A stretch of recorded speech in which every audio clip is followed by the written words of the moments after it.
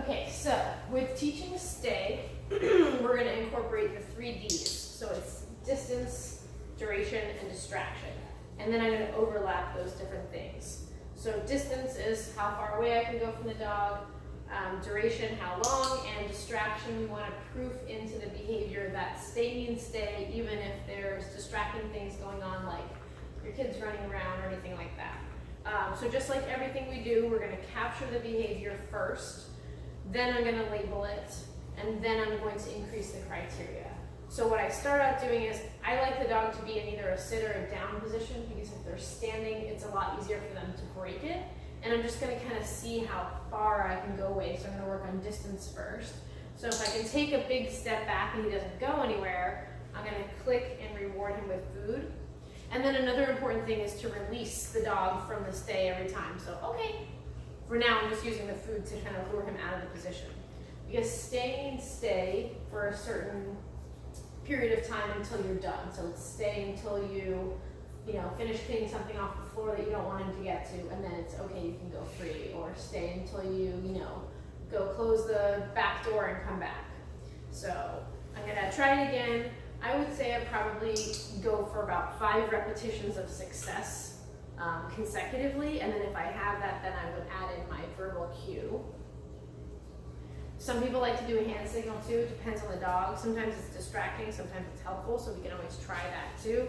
You can use whatever you want. That tends to work pretty well. And then I just want to read his body language. So I could see there he was just kind of like shifting his weight a little bit. So I wanted to quickly go back and reward him before he got up from the stay, so that he's not breaking it.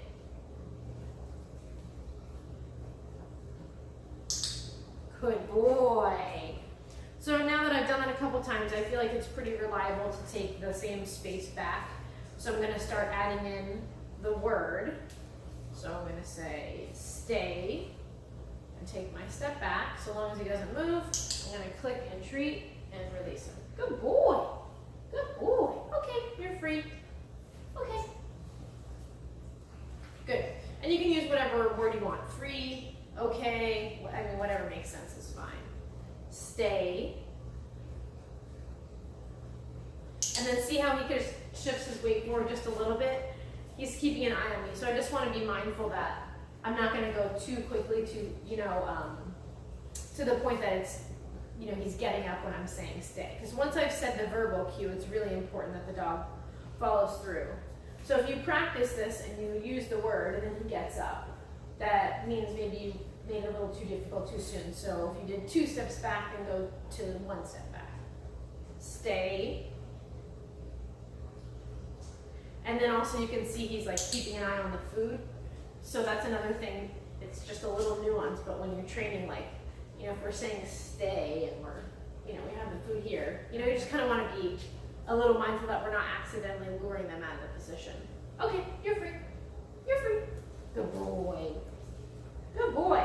So now I'm going to try to make it a little bit more difficult. And so because of that, I'm going to refrain from using the verbal cue the first time, just in case it's not successful, because we want our command to mean what it is.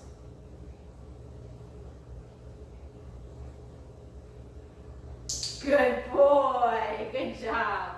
Okay, good. So again, same as last time, I would try that maybe 4 or 5 different times before I add in the verbal cue, just to be a little more confident that it's reliable.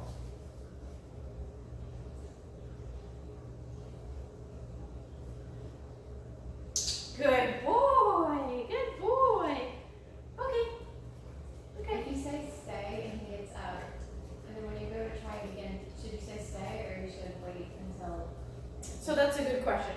So if you say stay and he gets up, you can go back, make it easier, and not use the verbal cue, just to be sure. Because the more consistent and successful, the easier. So if you say it and then you do it again, you say it again, he fails again, it's like you kind of lose some momentum. So that's a good question. Come here. Stay. Okay, perfect. So, good boy. Okay, so there was a distraction just naturally built in. Front door, he looked, I I went back quickly to get him a treat. So if you're doing a session, a little distraction comes up, quickly give the reward and release so that it's not, if I would have waited too long, maybe he would have gotten so distracted that he wanted to go see what's going on.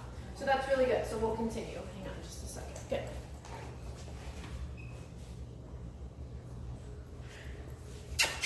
Come here, buddy. Okay, so just to proof the behavior, we're just changing the scenery just a little bit by going to a different space in your house. Come. Come here. Good boy. Yes. Good job. Okay.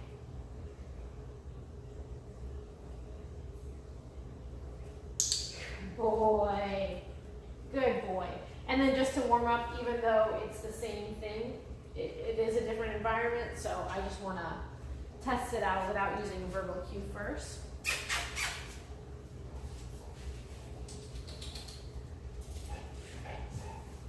Stay.